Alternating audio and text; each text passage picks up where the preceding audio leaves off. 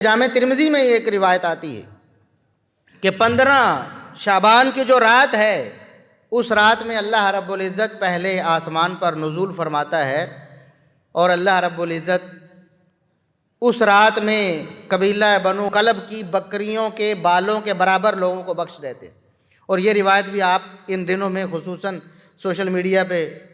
Share ہوتی نظر آئے گی آپ کو۔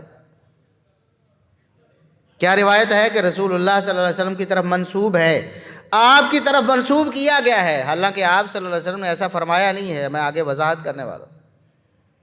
کہ جو 15 شعبان کی رات ہے اس رات میں بنو کلب قبیلے کی بکریوں کے بالوں کے برابر۔ اب آپ کو پتہ ہے کہ عرب لوگوں میں جہاں بکریاں پالی جاتی تھی تو وہ تو ہزاروں کے ریوڑ ہوتے تھے، سینکڑوں سے کم تو کسی نے رکھی نہیں ہوتی تھی، اور پھر سارے قبیلے کی بکریاں، اور پھر ان بکریوں کے بالوں کی تعداد کون جانتا ہے؟ اللہ رب العزت کے سوا ایک بکری کے بال بھی کوئی گن نہیں سکتا، تو ہزاروں بکریوں کے بال، ان کی تعداد کیا ہوگی؟ اللہ رب العزت اتنی تعداد میں لوگوں کو معاف کرتے ہیں، اس روایت میں یہ ہے۔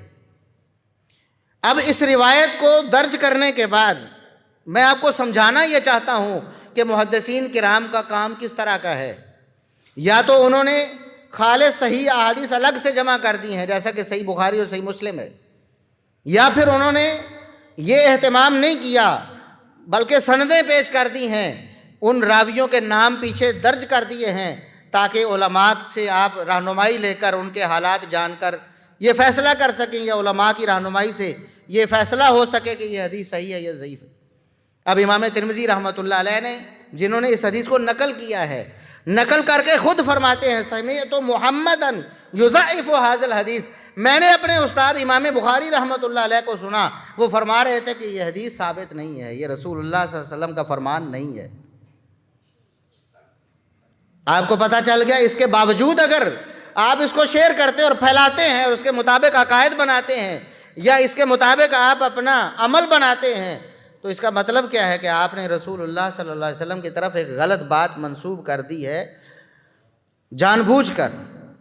اور رسول اللہ صلی اللہ علیہ وسلم فرماتے ہیں ایسے شخص کا ٹھکانہ جہنم ہے۔